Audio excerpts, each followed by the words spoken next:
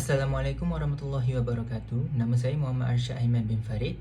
Nombor metrik DB210077. Untuk pembentangan kali ini, saya bersama rakan saya akan membincangkan tentang tajuk pelanggaran hak cipta.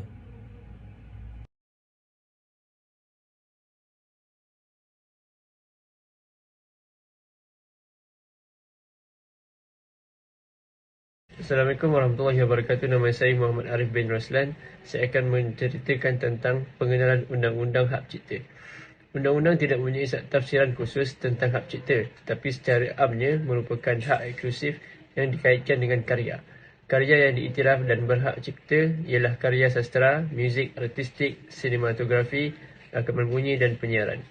Manakala untuk sesebuah karya layak mendapat perlindungan hak cipta, penghibur atau pencipta mestilah seorang yang berkelayakan dan karya itu mesti diterbitkan, diedarkan atau berada di Malaysia.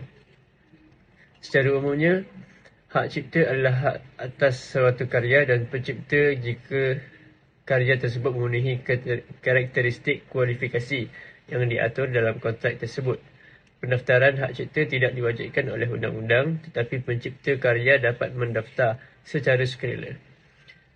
Hal ini dilakukan agar catatan hak cipta dapat disimpan untuk hal-hal yang terkait dengan klaim pelanggaran hak cipta di masa mendatang. Penulis dapat mengirimkan pemberitahuan hak cipta atas karya mereka kepada Chief Executive Officer Kantor Kekayaan Intelektual Malaysia melalui platform online MyIPO. Bergantung pada jenis pekerjaan yang ingin anda daftarkan. Mungkin ada biaya pendaftaran. Cara pemberitahuan sukarela ini dapat mengacu pada peraturan hak cipta Voluntary Notification 2012. Selain pemberitahuan sukarela, jika terjadi perselisihan, pencipta dapat membuat pernyataan di bawah sumpah menurut aktawi yang menyatakan hak cipta.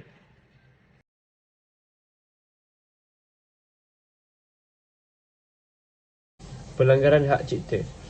Pelanggaran hak cipta terjadi ketika seseorang yang tidak memiliki hak cipta atas sesuatu karya menyalahgunakan karya tersebut untuk tujuan komersial atau tujuan lain selain penggunaan peribadi.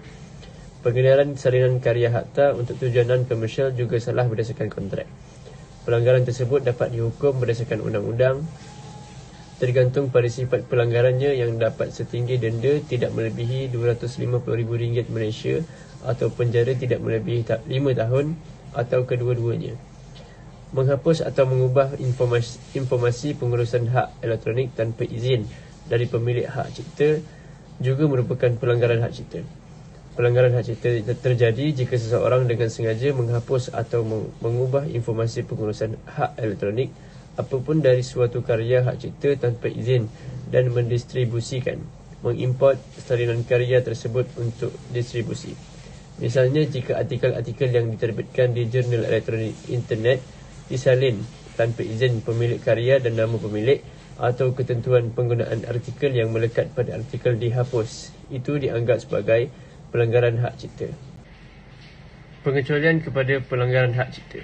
Dalam setengah kes, perkara yang boleh dianggap sebagai pelanggaran hak cipta akan dikecualikan daripada pelanggaran jika dimasukkan ke dalam senarai dalam Seksyen 13-2 Akta Hak Cipta 1987. Terdapat kira-kira 20 pengecualian. Walau bagaimanapun, pengecualian pertama iaitu perkara yang munasabah sentiasa digunakan untuk mempertahankan diri apabila seseorang telah dilanggar. Urusan alih ini bermaksud melibatkan diri dalam kelakuan yang termasuk dalam hak eksklusif pemilik hak cipta untuk tujuan penyelidikan bukan untung, kajian peribadi, kritikan, semakan atau pelaporan tentang peristiwa semasa tanpa kebenaran pemilik hak cipta. Walau bagaimanapun, jika digunakan untuk tujuan awam, ia mesti disertakan dengan bukti pemilikan dan bukti pencipta. Ini bermakna jika seorang pelajar atau sarjana mendapatkan maklumat daripada sumber yang terdapat di internet, maka pelajar tersebut perlu meletakkan nota sebagai bukti untuk memberitahu siapa pemiliknya bagi mengelakkan daripada dikenakan sebarang hukuman. Tindakan yang boleh diambil oleh pemilik hak cipta. Akta Hak Cipta 1987 adalah undang-undang separa jenayah, tempat di mana prosiding sivil dan jenayah boleh diambil. Pelanggaran hak cipta adalah jenayah di bawah Undang-Undang Hak Cipta. Pemilik boleh mengambil tindakan sivil dengan menyaman orang yang membuat salinan pelanggaran atau memfailkan aduan dengan pihak berkuasa yang berkaitan untuk tindakan undang-undang selanjutnya. Pemilik yang mempunyai bukti kukuh untuk mengambil tindakan terhadap pihak tertentu yang telah melanggar hak cipta karya mereka boleh meneruskan tuntutan mahkamah dengan melantik seorang peguam. Bagaimanapun, perbuatan yang mempunyai kekuatan hukuman jenayah di bawah undang-undang juga boleh dilakukan dengan melaporkan kejadian itu kepada pihak polis dan boleh dihukum dalam bentuk penjara dan denda. Di samping itu, penguatkuasaan Akta Hak Cipta 1987. Pemilik hak cipta boleh memfailkan aduan sebaik-baiknya dengan dokumentasi yang diperlukan untuk menyokong aduan. Penguatkuasa undang-undang akan menyiasat dan menjalankan sebarang pendakwaan. Berikut adalah pindaan yang dibuat. Di antaranya ialah transmisi tanpa kebenaran hasil karya hak cipta di internet merupakan pelanggaran hak cipta. Contohnya seperti penghantaran hasil karya orang lain melalui email dan laman web tanpa kebenaran. Yang kedua, definisi karya sastera termasuk jadual atau penyusunan sama ada dalam bentuk nampak atau tidak. Contoh disket atau CD. Dan yang terakhir, pemilik mempunyai hak eksklusif bagi mengawal transmisi hasil karya melalui wayar atau wireless kepada orang awam. Seterusnya ialah hak eksklusif pemilik.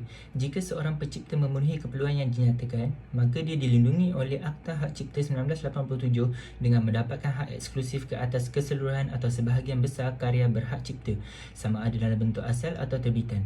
Antara hak-hak eksklusif tersebut ialah hak untuk membuat pengeluaran semua karya tersebut dalam apa-apa bentuk bahan, hak untuk melakukan penyampaian kepada orang awam, hak untuk membuat pertunjukan tayangan atau permainan kepada orang awam, dan hak untuk menyewa secara komersial kepada orang awam.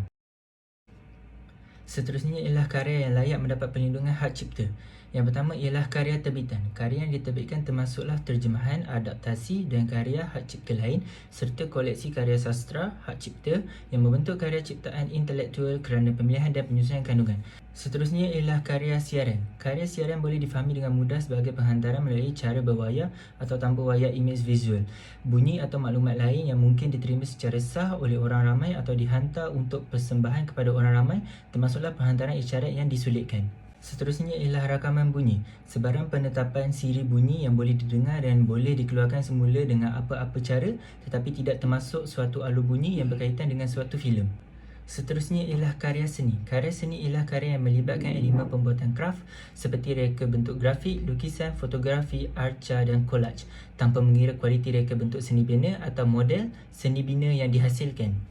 Seterusnya ialah karya muzik. Gubahan muzik ialah apa-apa karya yang boleh digabungkan untuk membentuk sebahagian daripada lagu dan muzik, seperti gubahan dan susunan melodi dan lirik atau seni dan gubahan dan susunan lirik tersebut. Dan yang terakhir ialah karya sastra. Seperti yang dinyatakan dalam Akta Hak Cipta 1987, karya sastra merangkumi novel, cerita, buku, risalah, manuskrip, karya puisi dan karya lain drama, arahan pentas, lakon layar, skrip radio, gubahan tarian dan esei pantomim. Seterusnya ialah jenayah hak cipta. Yang pertama ialah jenayah cetak rompak. Pelanggaran hak cipta, juga dikenali sebagai cetak rompak, adalah penggunaan tanpa kebenaran karya yang dilindungi oleh Undang-Undang Hak Cipta. Ini melanggar hak eksklusif pemilik hak cipta asal untuk menghasilkan semula karyanya. Yang seterusnya ialah punca jenayah hak cipta. Jenayah hak cipta yang kerap berlaku boleh dikaitkan dengan cetak rompak membawa keuntungan besar kepada perniagaan. Memandangkan kos pengeluaran barangan cetak rompak sangat rendah, peniaga boleh memulakan perniagaan mereka dengan modal yang kecil sahaja. Sebagai contoh, peniaga VCD cetak rompak hanya memerlukan RM1, tetapi VCD cetak rompak akan dijual pada harga RM5. Seterusnya ialah kesan yang timbul. Kesan yang timbul ialah pengeluar membelanjakan beribu-ribu untuk mengeluarkan album dan membuat iklan, tetapi album tidak menjual sebanyak yang sepatutnya, mengakibatkan kerugian bagi sesebuah syarikat.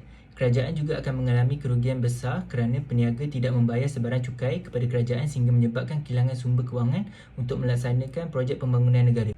Seterusnya ialah langkah mengatasi. Kerajaan haruslah secara berterusan mengadakan kempen untuk menyedarkan orang ramai bahawa pelanggaran hak cipta adalah jenayah yang harus dibanteras dengan segera.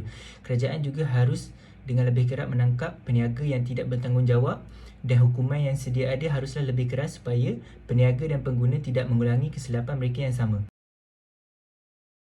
Seterusnya ialah kesimpulan. Perlindungan karya hak cipta amat diperlukan kerana matlamat yang ingin dicapai ialah kesejahteraan masyarakat di mana melalui kenikmatan karya dalam sastra, muzik dan karya-karya yang lain, jika perkara ini dikawal, ia boleh mewujudkan satu karya yang berasingan. Pasaran untuk menyediakan pekerjaan juga akan semakin meningkat. Sekian, terima kasih.